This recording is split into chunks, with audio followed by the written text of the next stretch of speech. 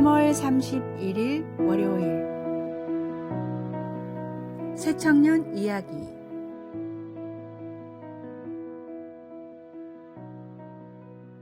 작은 시골 교회에서 오랫동안 청년들을 섬기던 노 목사님이 계셨습니다.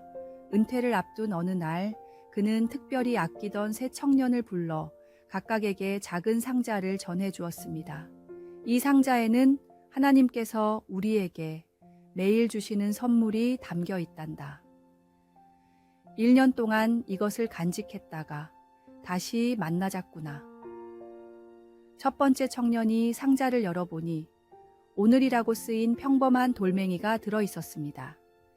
실망한 그는 상자를 책상 서랍에 넣어두고 잊어버렸습니다. 두 번째 청년은 기다림이라고 쓰인 돌을 받았습니다. 그는 가끔 상자를 열어보며 혹시 무언가 특별한 일이 일어나지 않을까 기대했지만 달라진 것은 없었습니다. 세 번째 청년의 상자에는 감사라고 쓰인 돌이 있었습니다. 그는 이 돌을 자신의 기도 테이블에 두었습니다. 매일 아침 이 돌을 보며 하나님께 감사 기도를 드렸고 저녁이면 그날의 작은 일상까지도 감사 제목으로 삼았습니다. 1년 후 목사님의 은퇴식 날에 새 청년이 다시 모였습니다. 첫 번째 청년의 돌은 먼지에 덮여 있었고 두 번째 청년의 돌은 여전히 변함없는 모습이었습니다. 그러나 세 번째 청년의 돌은 보석처럼 아름답게 빛나고 있었습니다. 목사님은 따뜻한 미소를 지으며 말씀하셨습니다. 하나님은 우리 모두에게 똑같은 하루하루를 선물로 주셨단다. 하지만 그것을 감사로 받아들일 때 우리의 일상이 보석처럼 빛나게 되는 것이지. 이것이 바로 하나님께서 우리에게 가르쳐 주시는 감사의 비밀이란다. 오늘의 말씀. 내 영혼아 여호와를 송축하라. 내 속에 있는 것들아 다 그의 거룩한 이름을 송축하라. 내 영혼아 여호와를 송축하며 그의 모든 은택을 잊지 말지어다. 오늘의 만나. 주님께서 우리에게 주신 모든 것에는 감사할 만한 보석이 숨겨져 있습니다.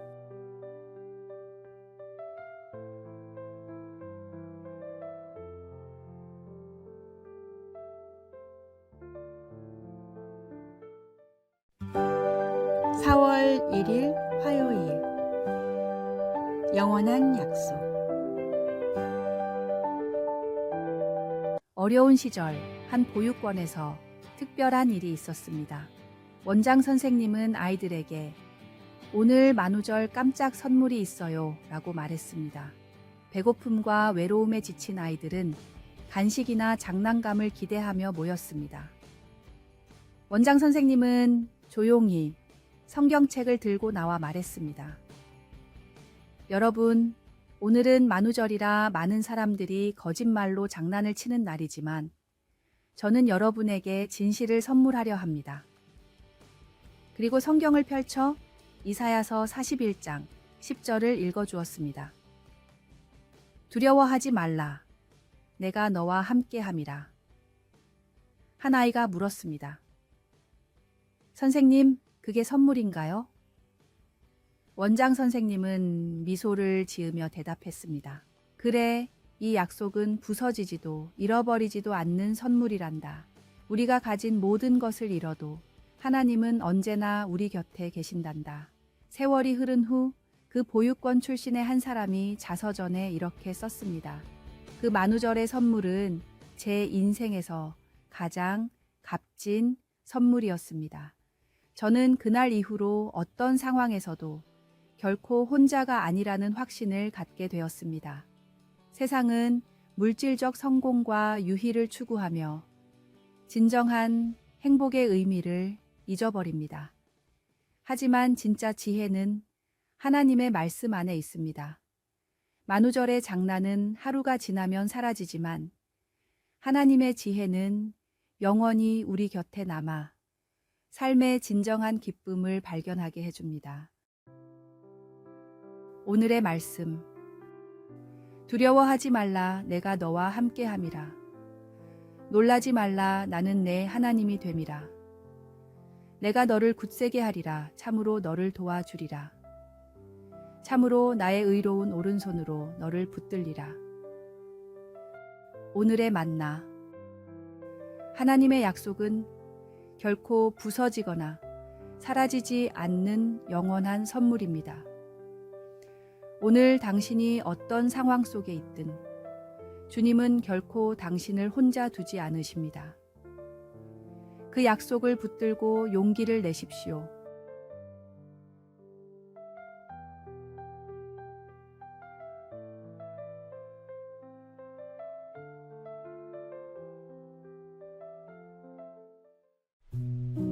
(4월 2일) 수요일. 인생의 아름다운 연주. 옛 시골 마을에 한 노년의 바이올린 제작자가 살고 있었습니다. 어느 날 젊은이가 찾아와 아름다운 음악을 만드는 비결을 물었습니다. 노장이는 미소 지으며 작업대를 가리켰습니다.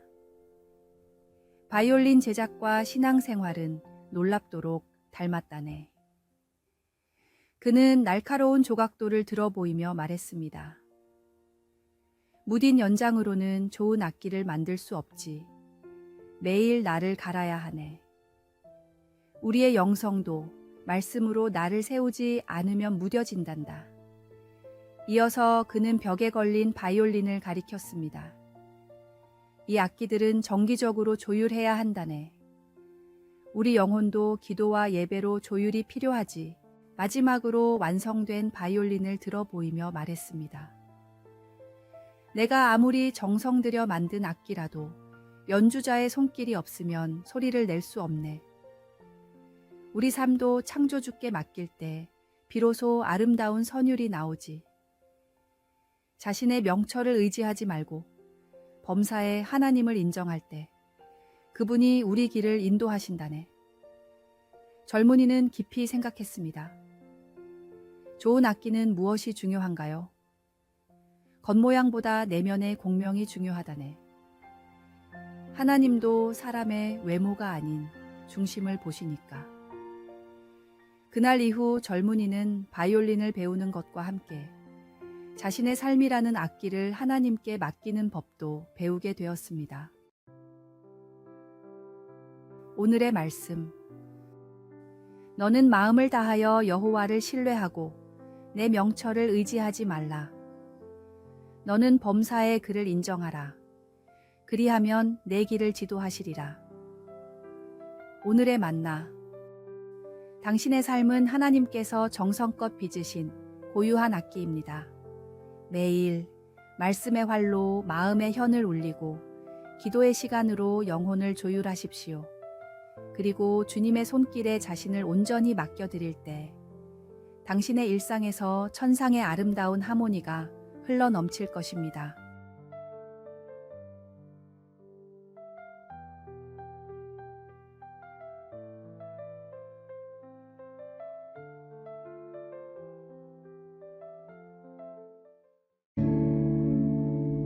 (4월 3일) 목요일. 느림의 아름다움.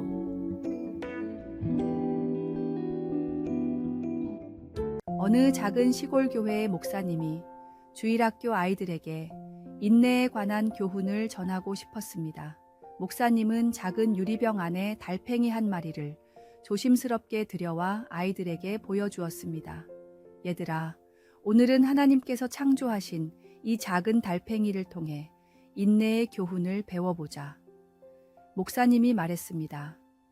아이들은 호기심 어린 눈으로 느릿느릿 움직이는 달팽이를 지켜보았습니다. 달팽이는 하루에 약 50m를 갈 수 있단다. 우리가 한 걸음에 갈 수 있는 거리를 가는데 달팽이는 하루가 걸려. 하지만 달팽이는 멈추지 않고 꾸준히 나아가지. 한 아이가 물었습니다. 목사님, 그렇게 느리면 어떻게 살아남을 수 있어요? 목사님은 미소 지으며 대답했습니다. 하나님은 달팽이에게 보호막인 단단한 껍질을 주셨단다. 또 달팽이는 자신이 가는 길에 특별한 점액질을 남겨 나중에 돌아올 길을 찾기도 하지. 목사님은 달팽이를 조심스럽게 나뭇잎 위에 올려놓았습니다. 야고보서에서 말씀하시듯 인내를 온전히 이루는 것이 중요하단다. 달팽이가 느리지만 결코 포기하지 않고 앞으로 나아가는 것처럼 우리의 신앙 여정도 때로는 더디게 느껴질 수 있어. 하지만 포기하지 않고 한 걸음씩 나아간다면 하나님께서 약속하신 온전함에 이르게 될 거야. 아이들은 그 작은 달팽이가 천천히 나뭇잎을 건너는 모습을 지켜보며 인내의 가치를 배웠습니다. 목사님은 마지막으로 이렇게 말했습니다. 달팽이의 느림이 결코 실패가 아니듯 우리 삶의 느린 시간들도 하나님의 섭리 안에 있음을 기억하렴. 빠르게 성공하는 것보다 올바른 길을 꾸준히 걷는 것이 더 중요하단다. 오늘의 말씀. 인내를 온전히 이루라. 이는 너희로 온전하고 구비하여 조금도 부족함이 없게 하려 함이라. 오늘의 만나. 당신의 걸음이 더디게 느껴질 때 그것은 실패가 아니라 하나님께서 당신을 깊이 다듬고 계시는 소중한 시간임을 기억하십시오. 인내의 과정에서 우리는 온전해지고 주님이 예비하신 목적지에 도달하게 됩니다.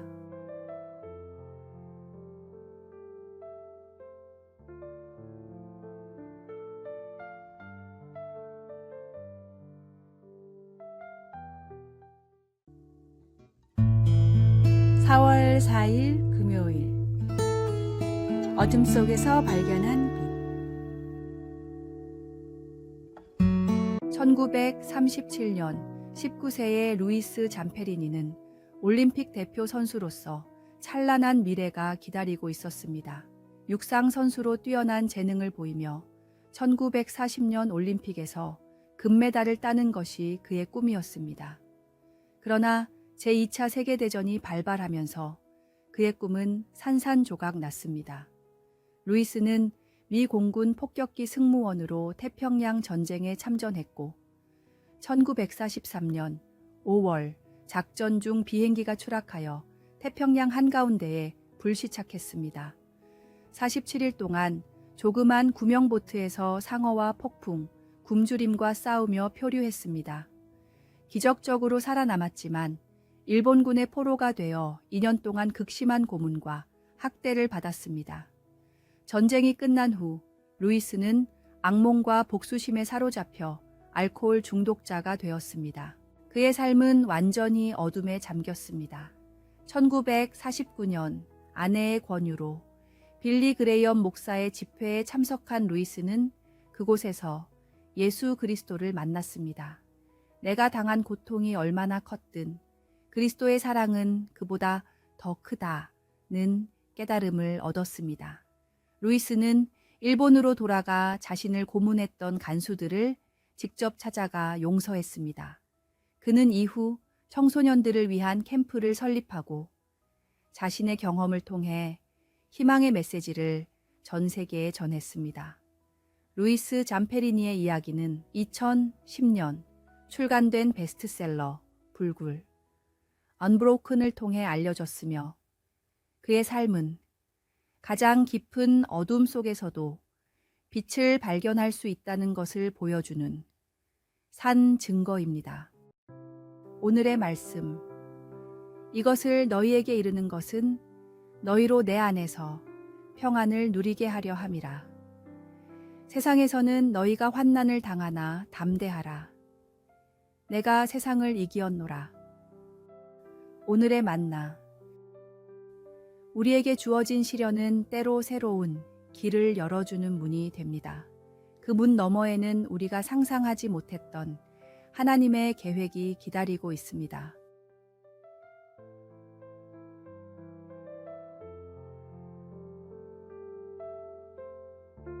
아래의 빨간색 글자 구독을 누르시어 더 많은 전도의 열매를 맺으시기를 기도합니다.